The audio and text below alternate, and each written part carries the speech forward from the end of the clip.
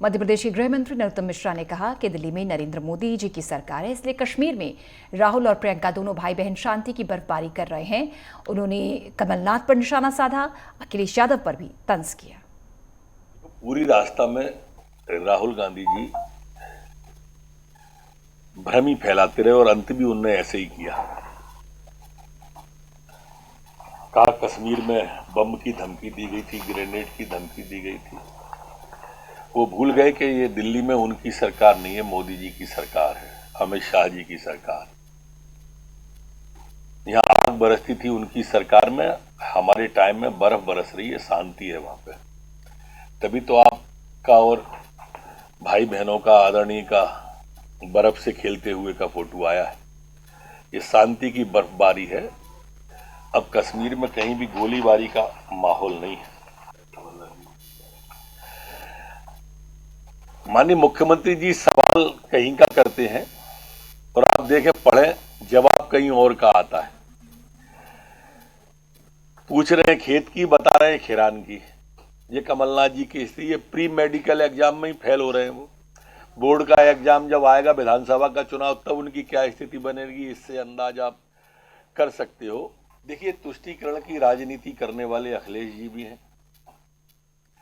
और इसलिए स्वाभाविक रूप से जब भी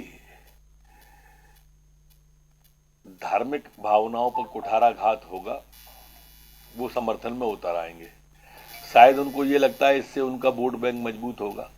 अभी 10 साल में शायद समझ आई नहीं है, आगे आए। पहले पंजाब में कहते थे कि पंजाब की वजह से हो रहा है। अब पंजाब में उनकी सरकार बन गई तो गरीबों पे आ गए, ड्राइवरों पे आ गए। पहले गलूमन लगा के अकेले खांसते थे, अब पूरी दिल्ली खांस रही है। लेकिन इलाज कुछ नहीं है। नर्मदा का प्रदूषण आज तक उन्होंने दूर नहीं किया है। यमुना का प्रदूषण आज तक उन्होंने दूर नहीं किया है, मां यमुना का। लेकिन आप हर बार देखिए कि किस तरह से साइड दे करके वो इस तरह के वो करते हैं।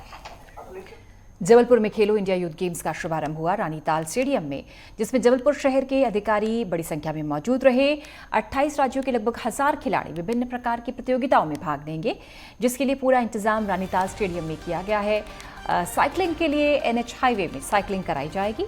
कलेक्टर सौरभ कुमार सुमन ने बताया कि खेलो इंडिया यूथ गेम्स के लिए व्यापक तैयारियां की गई हैं। खिलाड़ियों के रहने और खाने का इंतजाम भी किया गया है। 28 राज्यों के प्रतिभागी खिलाड़ी इस प्रतियोगिता में हिस्सा ले रहे हैं।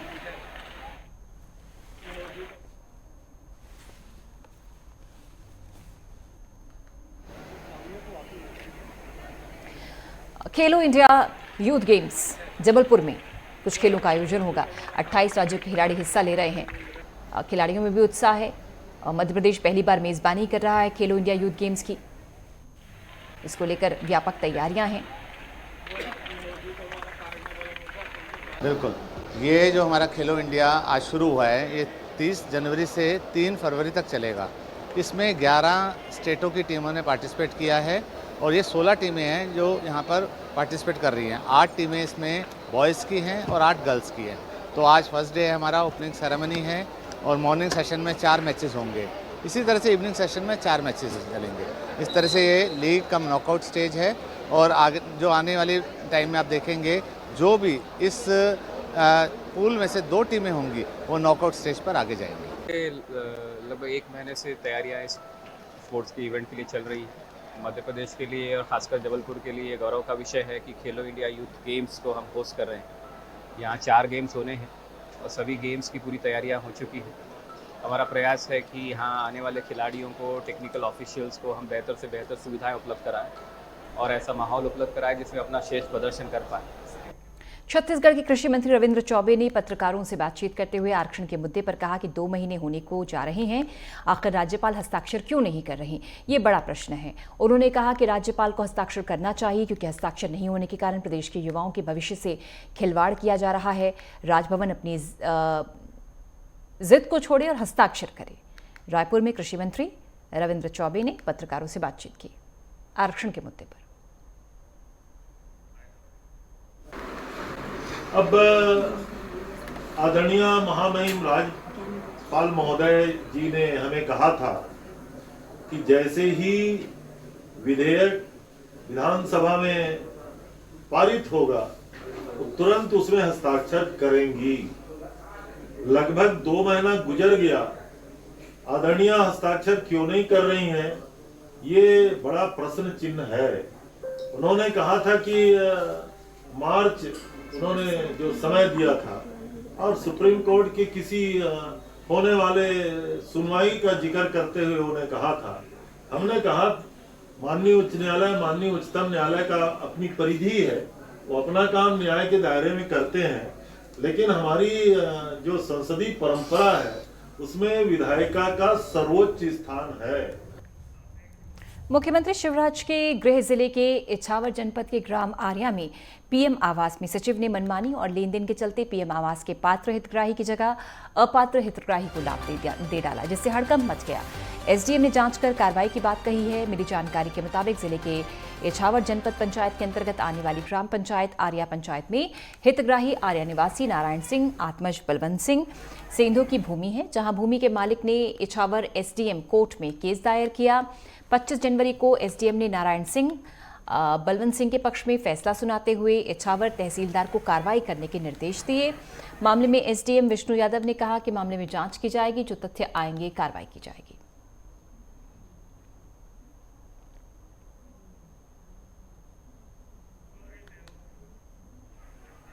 भागीरथ सिंह पिता रंजित सिंह को ग्राम सरपंच सचिव ने इनको प्रधानमंत्री आवास योजना मेरे 196 नंबर में बनाने के लिए अनुमति कैसे दे दी जी? मकान जगह तो मेरी है जी, सीमांकन करवाया तो मेरे जगह में बनाया है जी।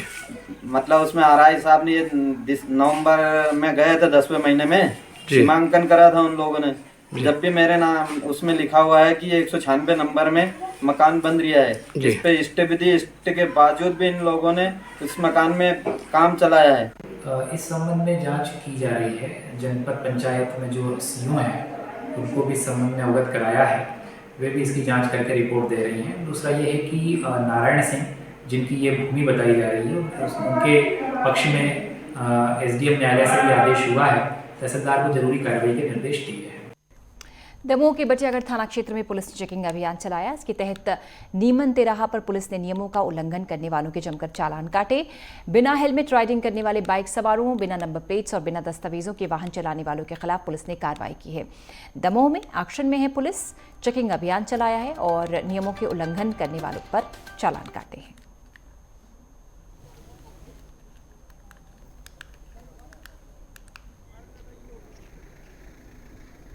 आज ये हमने नीमोन तिराहा पर वाहन चेकिंग लगाई है।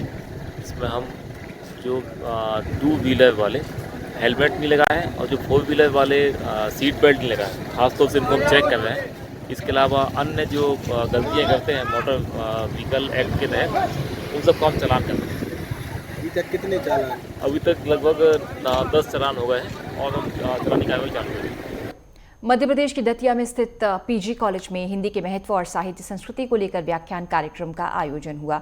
इसमें भोपाल से आए हिंदी के विद्वान डॉक्टर विभा शुक्ला, पूर्व विभागाध्यक्ष और दतिया कॉलेज के पूर्व प्रधान प्राचार्य ने अपना व्याख्यान दिया।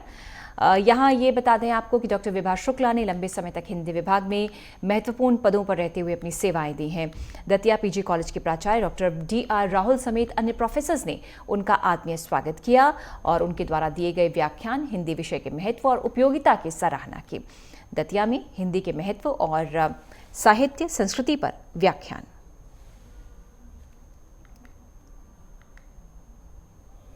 आज बहुत ही सुखद अनुभव हो रहा है हमारे बीच। इसी महाविद्यालय में वर्षों हिंदी विभाग में विभागाध्यक्ष के तौर पर, प्राध्यापक के तौर पर, इसके साथ साथ प्राचार्य के रूप में भी इस दतिया में अपनी सेवाएं दे चुकी आदरणीय विभा शुक्ला मैडम को हमने यहाँ हिंदी विभाग में एक व्याख्यान के लिए यहाँ सादर आमंत्रित किया है और इससे हमारा महाविद्यालय परिवार गौरवान्वित है। के बाद वैसे तो मैं कोरोना के पहले भी एक बार आई थी और गई हूँ यहाँ से 2010 में, लेकिन अब मुझे दतिया का जो विकास दिख रहा है, दतिया में जो एक जागृति दिख रही है, शहर में जो एक बड़ी अच्छी सुखद हवा चल रही है, विकास की बयार हम जिसे कह सकते हैं, वह मुझे बहुत अच्छी लगी और उसका श्रेय मुझे नरोत्तम मिश्रा जी को देती हूँ मैं, कि जिन्होंने इस सोते हुए शहर को जगाने का काम किया है। खबरें लगातार जारी हैं, एक अंतराल, जल्द हाजिर होते हैं।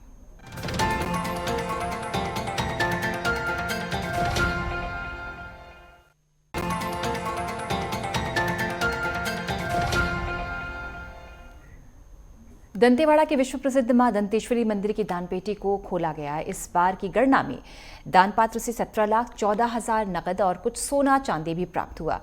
हर 6 महीने में मंदिर की दानपेटी खोली जाती है और मां दंतेश्वरी मंदिर बहुत आस्था वाला प्राचीन मंदिर है। इसमें बड़ी संख्या में श्रद्धालु पहुंचते हैं जो कि दान करते हैं पुण्य कमाने के लिए। दानपेटी खोली गई तो पात्र में से 17,14,000 रुपये निकले हैं।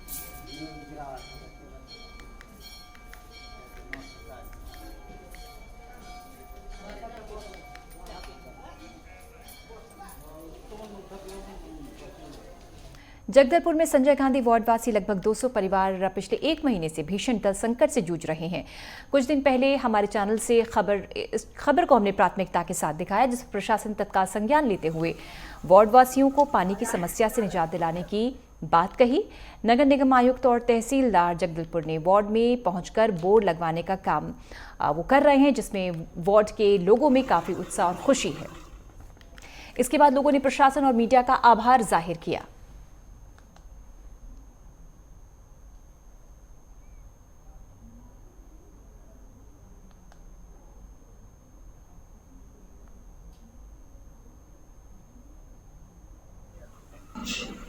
देखिए, ये जो क्षेत्र है रेलवे कॉलोनी से लगा हुआ क्षेत्र है और यहाँ ये संजय गांधी वार्ड में शामिल है और 17 जनवरी से लगातार जो है इनके द्वारा मांग की जा रही है कि इनके क्षेत्र में जो पानी की समस्या निर्मित हुई है उसका समाधान हो। नगर पालिक निगम जगदलपुर लगातार इसके लिए प्रयासरत है और हम लोग टैंकर के माध्यम से जो है इनकी व्यवस्था हम लोग बना के रखे हुए हैं। हम लोगों ने यहाँ पर बोर कराई थी और वो रेलवे कानूनी क्षेत्र में शामिल है तो रेलवे द्वारा उस सप्लाई से जोड़ने के लिए मना किया गया। उसके बाद फिर हम लोग मेडगुड़ा में भी 2 दिन पहले वहाँ पे भी हम लोगों ने बोर कराया, लेकिन वहाँ पर पानी इतना नहीं निकल पाया कि हम उससे यहाँ पे सप्लाई दे सकें। आज बहुत खुशी का समय है ये। आज हमारे वार्ड में आज 30 दिन कंप्लीट हो गए। 30 दिन के बाद में आज बोर हो रहा है। रेलवे द्वारा आज भी आपत्ति किया गया था, पर स्वयं नगर निगम आयुक्त दिनेश जी के द्वारा यहाँ पर बैठ के बोर को कराया जा रहा है। हम उनका तहे दिल से धन्यवाद देते हैं, वार्डवासी पूरे। और सांसद जी, विधायक जी बिल्कुल इस के लिए लगे हुए थे, संपर्क में थे और बार बार इनको निर्देश दिया जा रहा था कि तुरंत तत्काल वार्डवासियों को पानी की सुविधा किया जाए। एक मिनट। ग्वालियर के एसपी दफ्तर में जन सुनवाई का आयोजन हुआ। इसमें बड़ी संख्या में फरियादी शामिल हुए। थाटीपुर निवासी एक व्यक्ति ने अफसरों के सामने आप बीती सुनाई। व्यक्ति का आरोप है कि एक क्लिनिक में इलाज के दौरान उनकी पत्नी की मौत हो गई थी। उनका आरोप है कि डॉक्टर की लापरवाही से उनकी पत्नी की जान गई, लेकिन पुलिस ने कई बार शिकायत के बावजूद कोई कार्रवाई नहीं की गई। ग्वालियर में जन सुनवाई हुई और एसपी ने लोगों की समस्याओं को सुना और आश्वस्त किया कि समाधान होगा।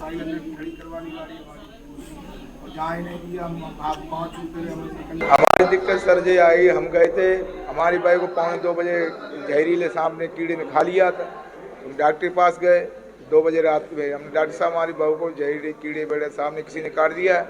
तो डॉक्टर के हमारे पास सब इलाज है तो उन्हें भर्ती करो, तो हमने भर्ती कर दिया। उसे 5,000 रुपये जमा करना पड़ेगा, तो हमने जमा कर दिया। 2,500 रुपये एक इंजेक्शन बताया, हमने जमा कर दिया उसे। तो जमा कर दिया, उसने एक इंजेक्शन लगाया तो हालत ख़राब होने लगी, सांप का जहर फैलने लगा उसे। तो हम उसके 5 छूते हमें जान दो, तो उसने जान ही नहीं निकलने दिया। मोटरसाइकिल हमारी अंदर खड़ी कर ली, तो हम मांगते रहे मोटरसाइकिल दे, तो हम चले जाएँ। हमारी बहुत 3 बजे कहे हमारी तबीयत ज़्यादा बढ़ रही, तो हमने कहा सरकारी अस्पताल में भर्ती ले जा रहे हैं। उसने कहा नहीं, वो नाटक कर रही है, वो सही है, कोई दिक्कत नहीं, इंजेक्शन का असर है।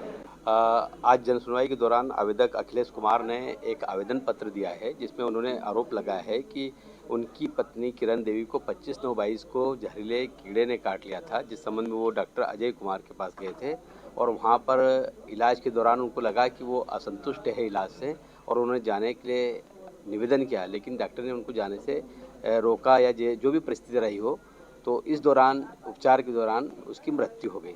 इस संबंध में आवेदक ने चिकित्सक के खिलाफ लापरवाही और बहुत सारे आरोप लगाए हैं। क्योंकि मामला थाटीपुर का है और वहाँ पर मर्ग पंजीबद्ध किया गया है, मर्ग जांच चल रही है और इस संबंध में आवेदक को का आवेदन पत्र जांच में लिया गया है। जो भी तथ्य सामने आएंगे पुलिस कार्रवाई करेगी। भिंड का रुख करेंगे, जहां पर मेहगांव पुलिस ने 17 किलो अवैध गांजे की तस्करी करते हुए एक आरोपी को गिरफ्तार किया। मुखबिर की सूचना पर कार्रवाई करते हुए पुलिस ने रेलवे स्टेशन के पास से आरोपी को धर दबोचा। फिलहाल पुलिस आगे की कार्रवाई में जुट गई है। 17 किलो अवैध गांजा जब्त हुआ है, एक आरोपी गिरफ्तार।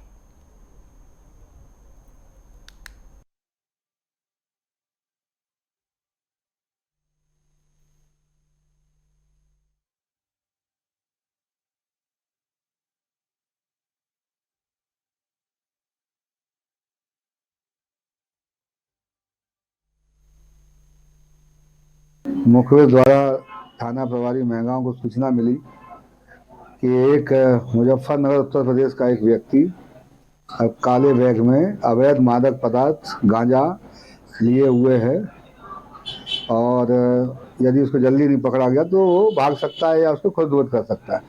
सूचना पर तत्काल थाना प्रभारी मेहगांव वरुण तिवारी द्वारा पुलिस अधीक्षक महोदय श्री शैलेंद्र सिंह चौहान साहब को बताया गया एवं अन्य वरिष्ठ अधिकारियों एडिशनल एसपी महोदय मुझे बताया गया। तब तत्काल एक टीम गठित की गई और टीम गठित करके सोनी रेलवे स्टेशन पर मुखबिर के बताए स्थान पर दबिश देकर एक व्यक्ति को पकड़ा। उसके कब्जे से करीबन 17 किलो 16 किलो 995 ग्राम अवैध मादक पदार्थ गांजा, जिसकी कीमत करीबन 3.5 लाख है, जब्त की गई है।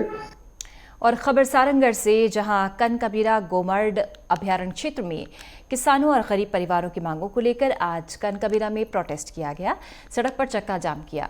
बता दें कि 28 गांव के किसानों और मजदूर परिवारों को कई तरह की समस्याओं का सामना करना पड़ रहा है। इन्हीं समस्याओं के समाधान के लिए किसानों और मजदूरों ने प्रोटेस्ट किया। ये लोग काफ़ी समय से प्रशासन से समस्याओं को खत्म करने की मांग कर रहे थे, लेकिन उनकी समस्या पर अब तक कोई कार्रवाई नहीं हुई। बीजेपी ने भी किसानों और मजदूर परिवारों को अपना समर्थन दिया। नहीं रहेगा, ये परिस्थिति उन्होंने निर्मित कर दिया कि आज इस क्षेत्र के लोगों को सड़क पर सभी हम इधर आ जाए। सारंगढ़ में सरिया थाने के एएसआई पर एक व्यक्ति ने डंडे से वार किया। इसके बाद एएसआई घायल होकर मौके पर गिर पड़े। एएसआई को घायल अवस्था में स्थानीयों ने अस्पताल में भर्ती कराया। इस दौरान उनकी जान चली गई। बताया जा रहा है कि वार करने वाला व्यक्ति मानसिक रूप से बीमार है और घटना के वक्त एएसआई दुकान से कुछ सामान खरीद रहे थे। सारंगढ़ एसपी राजेश कुकरेजा ने बताया कि एएसआई के रिटायर होने में 1 साल बचा था। फिलहाल सारंगढ़ पुलिस ने आरोपी को डिटेन किया है और आगे की कार्रवाई में पुलिस जुट गई है।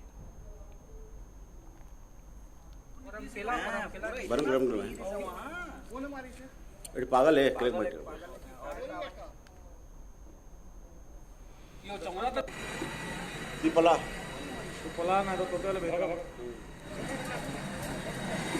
आज लगभग 2 बजे दोपहर को एएसआई डीएन साहू जो सरिया में पदस्थ हैं अपनी ड्यूटी कर रहे थे, तभी अचानक पीछे से एक व्यक्ति जिसका नाम श्यामलाल सिदार है, वो नशे की हालत में उस पर ताबड़तोड़ वार करके उसको घायल कर दिया एएसआई डीएन साहू को, जहाँ पर प्राथमिक स्वास्थ्य केंद्र में उनको बरमकेला ले जाया गया, जहाँ पर डॉक्टर ने उनको मृत घोषित किया है।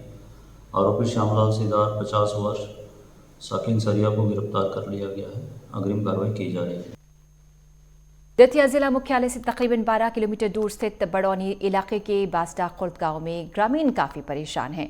ग्रामीणों के मुताबिक उचित मूल्य की दुकान पर तकरीबन 3 महीने से राशन नहीं दिया जा रहा। इसी से परेशान होकर ग्रामीणों ने न्यू कलेक्ट्रेट में आयोजित जनसुनवाई में अपनी शिकायत रखी।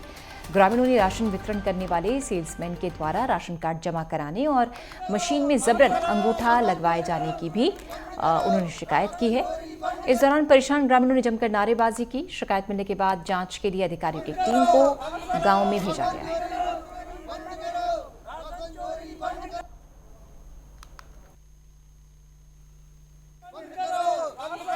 बादशाहपुर के कुछ लोग ग्रामीण लोग आए थे कि उनका कहना था कि 2-3 महीने से खाद्यान्न नहीं मिला, क्योंकि सेल्समैन को फ़ोन नहीं लग पाया। तो मैंने तत्काल जैसे कलिशापुर के अधिकारियों को मौके पर भेजा है। मौके पर जांच करेगा, पंचनामा बनाया। यदि वास्तव में खाद्यान्न नहीं मिला होगा तो निश्चित रूप से सेल्समैन के विरुद्ध कार्रवाई की जाएगी। खबरें लगातार जारी। फिलहाल एक अंतराल, जल्द हाजिर होते हैं।